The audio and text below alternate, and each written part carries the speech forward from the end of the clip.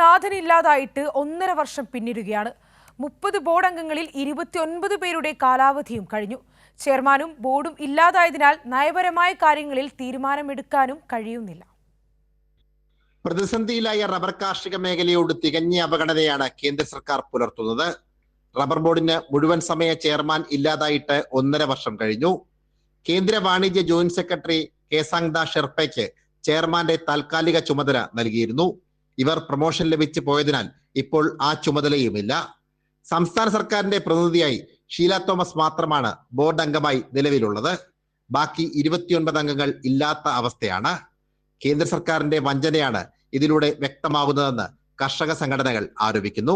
കാർഷിക മേഖലയിൽ, പ്രത്യേകിച്ച് റബ്ബർ കർഷക മേഖലയിൽ നമ്മുടെ നാട്ടിലെ റബ്ബർ കർഷകർ അനുഭവിക്കുന്ന ദുരിതങ്ങൾ പരിഹരിക്കാൻ നരേന്ദ്രമോദിയുടെ ഗവൺമെൻറ് നടപടി സ്വീകരിക്കണമെന്നാണ് വിനീതമായി അഭ്യർത്ഥിക്കുന്നത്.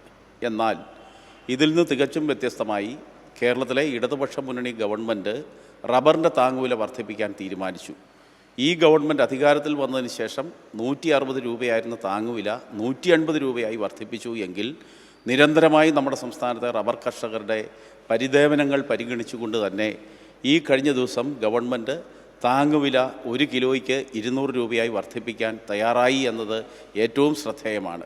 സംസ്ഥാന സർക്കാർ റബ്ബറിന്റെ താങ്ങുവില 200 രൂപയായി പ്രഖ്യാപിച്ചിരുന്നു. കേന്ദ്ര സർക്കാർ 1 രൂപ പോലും നൽകുന്നുമില്ല. ബോർഡ് നിലവിൽ ഇല്ലാത്തതിനാൽ കേന്ദ്ര വാണിജ്യ മന്ത്രാലയമാണ് തീരുമാനങ്ങൾ കൈക്കൊള്ളുന്നത്. ഇത് ടയർ കമ്പനികളെ സഹായിക്കാനാണെന്ന ആരോപണവും ഉയരുന്നുണ്ട്. സനോജ് സുരേന്ദ്രൻ, കൈരളി ന്യൂസ്, കോട്ടയം.